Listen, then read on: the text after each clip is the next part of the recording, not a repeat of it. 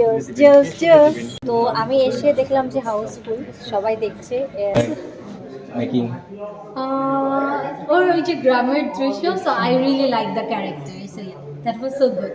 আমার মনে হয় সবার মনে রাখা উচিত যে যে যেখান থেকে আসে ওই জায়গাটা ভোলা উচিত না। সো অভিনেতা অভিনেত্রীদের যে কাজ দেখেছি বেশ ভালো ছিল। নতুন হিসাবে রিয়েলিকে আমার বেশ প্রমিসিং মনে হয়েছে। একটা ট্রমার একটা সিন ছিল যেটা রেড লাইটে ক্যাপচার হয়, তো ওখানে ওর ট্রমার ফিলিংসটা given with the sound and total অ্যাম্বিয়েন্সটা সেটা খুবই ম্যাজিক্যাল ছিল। যতই গ্ল্যামার থাকুক না কেন, যতই অস্টেন্টেশিয়াস থাকুক anything, end of the day আসলে ভেতরের যে ন্যাচারাল ব্যাপারটা সেটাই সাস্টেইন করে। So it was a great movie to watch, এবং দর্শকদেরকে বলবো অবশ্যই দেখবেন, বাংলা সিনেমা দেখবেন, বাংলা সিনেমার সাথে থাকবেন। নিউকামার হিসেবে সে যথেষ্ট ভালো করেছে, আরো ভালো করার স্কোপ আছে। অভিনয়ের ক্ষেত্রে আমি বলবো যে মার্কিং করব না, বাট অ্যাজ এ নিউ কামার, নিউ হিরোইন হিসেবে যথেষ্ট প্রমিজিং লেগেছে আমার কাছে, এবং যদি সেটা কন্টিনিউ করতে পারে ফিউচারে একটা পজিশন সে দিতে পারবে।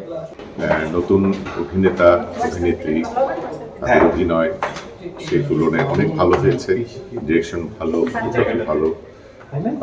ফিল্ম ইন্ডাস্ট্রি বা মিডিয়াতে এরকমই ঘটনাগুলো আমরা দেখতে পাই। মনে হয় যে আমরা তো ভালোটুক দেখি স্ক্রিনের মধ্যে, তার অন্তরালে দেখা মানুষকে কতটা স্ট্রাগল করতে হয়, দুঃখ কষ্টগুলো। এবং এটা আমরা দেখেছি যে যে একজন ভিলেনের অভিনয় করেন তিনি বাস্তব জীবনে হয়তো একজন খুব ভালো মানুষ। আমাদের ফিল্ম ইন্ডাস্ট্রিতে এরকম আছে, এবং অনেকে আছেন যে নায়ক কিন্তু বাস্তব জীবনে তিনি একজন খলনায়ক। আসলে ব্যক্তি জীবন আর আমরা স্ক্রিনে যে জীবন দেখি এর মধ্যে একটা বিস্তর পার্থক্য আছে। এখানে এই সিনেমাটাতে তো সেটাই হয়েছে যে আমরা গ্ল্যামারটা দেখি, কিন্তু গ্ল্যামারের পিছনে যে একটা স্ট্রাগল আছে সেটা তুলে ধরা হয়েছে।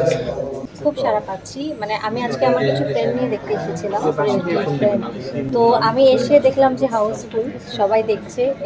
আমি মানে আশাই করিনি যে এত দর্শক পাবো আমি এই টাইমে এসে, যেহেতু সবাই এখন ছবি কম দেখে, কিন্তু আমি এসে দেখে একদম অবাক। তো সবার সাথে বসে ছবি দেখলাম, সবাই যখন প্রশংসা করছিল সবাই বললো খুব ভালো হয়েছে, তো এই ব্যাপারটা এনজয় করছি। যেহেতু প্রোডাকশন থেকে শুনলাম যতটুকু, সবাই বললো যে খুব ভালো চলছে।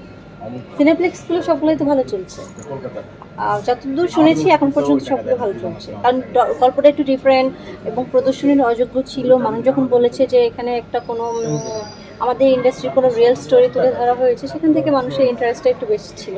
তারপর সেখান থেকেই মানুষজন দেখছে আমার মনে হচ্ছে। ফার্স্ট শো আমি সনি সিনেমা হলে গিয়ে দেখেছি, 15 মিনিটের জন্য গিয়েছিলাম, কাজ আমাকে বিকালবেলা প্রিমিয়ার শো ছিল।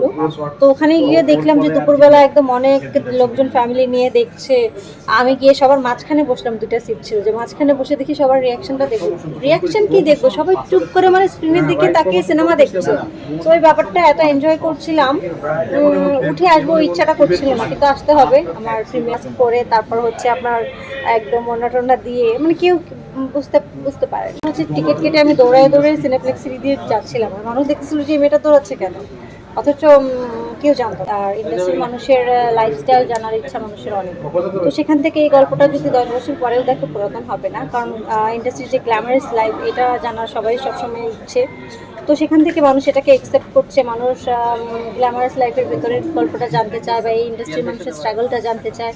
সেখান থেকে মানুষ দেখছে, পছন্দ করছে। যারা ভালোবাসে, যারা ভালোবাসে না, যারা ভালোবাসবে, সবার উদ্দেশ্যে এটাই বলছি, বা যারা এখন দেখতে পাচ্ছেন সবার কাছে এটাই বলা, আমাদের দেশে অনেক ভালো ভালো সিনেমা হচ্ছে, সিনেমা দেখবেন, আমাদের পাশে থাকবেন, আমাদেরকে সাপোর্ট করবেন। Thank you. জোস জোস জোস।